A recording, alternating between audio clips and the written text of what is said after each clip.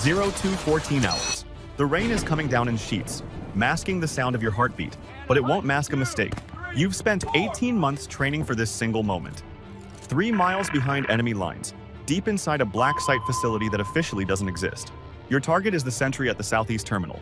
He's cold, he's tired, and he's the only thing standing between you and the hard drive that prevents a regional war. You've done this 1,000 times in the shoot house. Exhale, hold, squeeze. You don't even think about the trigger pull. It's muscle memory now. Click. That's it. No suppressed thump.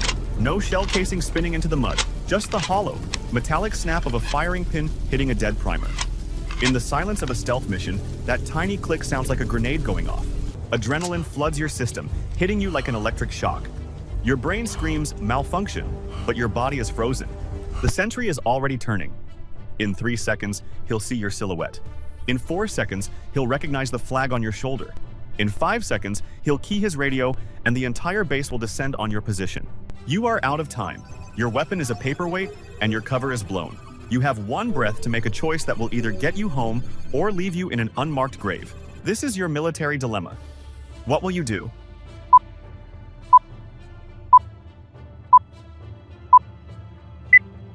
Freeze. Before you make a move, you need to understand the board. In a textbook mission, this is a clean kill. In a military dilemma, the textbook has been burned. You aren't just fighting a sentry, you're fighting physics, poor maintenance, and the environment itself.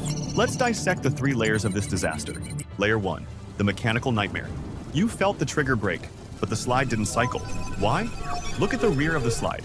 It's out of battery by exactly 2 millimeters. That's just enough to disconnect the firing pin, but not enough for your eyes to catch in the dark. Earlier tonight, during your breach through the swamp, a microscopic grain of silt lodged itself in the rails. Worse? Your extractor claw, the tiny hook that pulls the dead shell out, has a microfracture. If you panic and tap rack, that claw is going to snap. Instead of a simple misfire, you'll have a stovepipe jam, a brass casing wedged in the ejection port like a bone in a throat. You can't shoot through a stovepipe. You'd be standing there, clearing a dead gun, while he puts a 5.45 round through your chest. Layer 2, the gear trap. You're running slick. No heavy plate carrier to absorb a hit, no tactical helmet with integrated comms. To blend into the local population, you're wearing a civilian-grade windbreaker over a low-profile chest rig. Your primary knife? It's a fixed blade, mounted horizontally on the small of your back, the scout carry. It's great for drawing while standing, but look at your position. You're prone.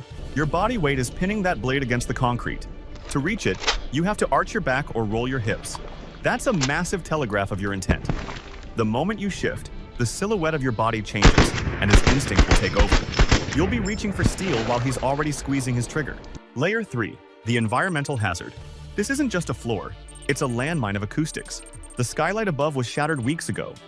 Thousands of shards of tempered glass are scattered across your path. In the quiet of the night, stepping on this is like screaming into a megaphone. And look at the sentry's kit. He's wearing a push-to-talk, PTT, radio lead clipped right to his lapel. His thumb is already resting near the button because he's cold and nervous.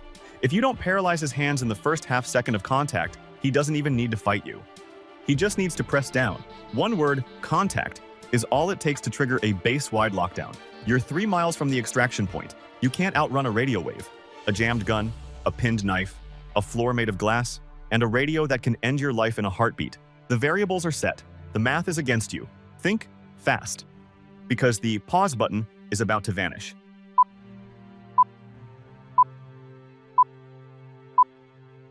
Three doors. Only one leads to extraction. The other 2 lead to a shallow grave. Let's simulate the outcomes. Option A, the tap rack bang. This is the bread and butter of infantry training. It's a 3-part mechanical rhythm designed to clear a malfunction in under 2 seconds. But in the world of special operations, standard operating procedure can be a death sentence if you don't account for the variables. You slam the base of the magazine to ensure it's seated. You reach over the top, gripping the serrations of the slide, and pull back with everything you've got. Here is where the math fails. Remember that chipped extractor? As the slide moves rearward, the tiny fractured hook slips off the rim of the dead casing. Instead of flying out, the brass stays in the chamber. As the slide slams forward, it tries to feed a fresh round into a hole that's already occupied. Double feed. Now, your gun isn't just jammed, it's bricked. To fix this, you'd need to drop the mag, lock the slide, and shake the rounds out. Total time? 6 to 8 seconds. The sentry has already turned, recognized you, and his finger is halfway through a 3-pound trigger pull on his AK-47. Probability of survival, 12%.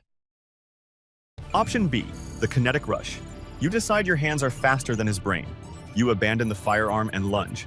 This is a gamble on human reaction time. The average human takes about 0.25 seconds to react to a visual stimulus, but that's in a lab. In the rain, under stress, it's closer to a full second. You launch, but remember the tactical glasses on the floor. Every step sounds like a gunshot in this acoustic vacuum. The sentry doesn't just turn, he flinches away from the noise, creating distance.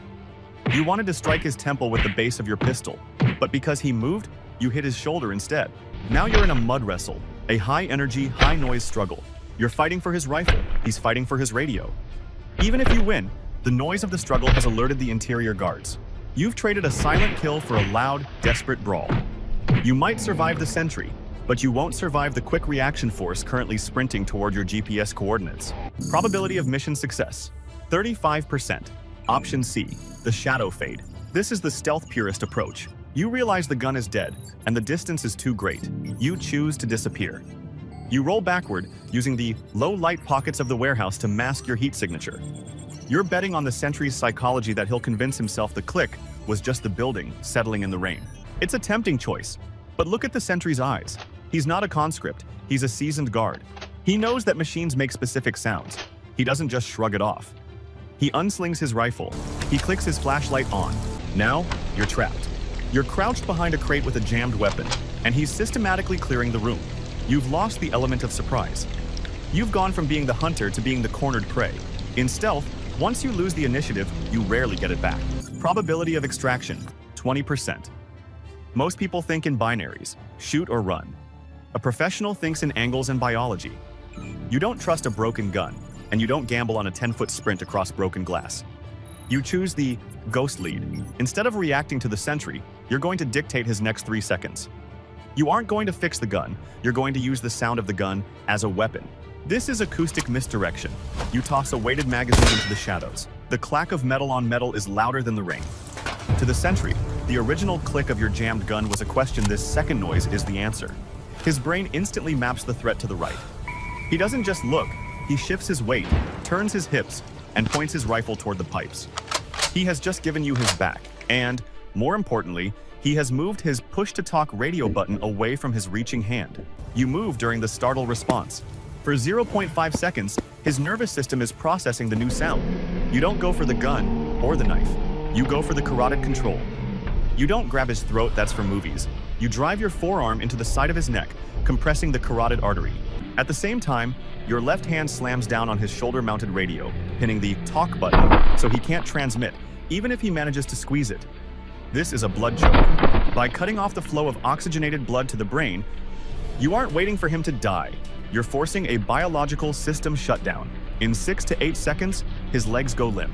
No scream, no struggle. Just a quiet slide into unconsciousness. The threat is neutralized. The silence remains. You finally have a moment to look at your weapon. It wasn't a broken extractor. It wasn't a dud round. Look at the thumb safety. During your 3-mile infiltration through the dense underbrush, a stray branch caught the lever and flicked it on by a fraction of a millimeter. In the heat of the moment, your brain saw a mechanical failure, but the reality was a human error. You almost died because of a piece of plastic the size of a fingernail. That is the reality of the field.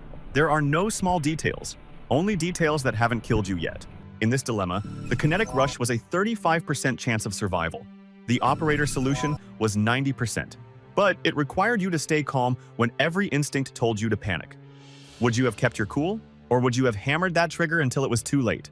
Join the debrief in the comments below. We read every tactical breakdown.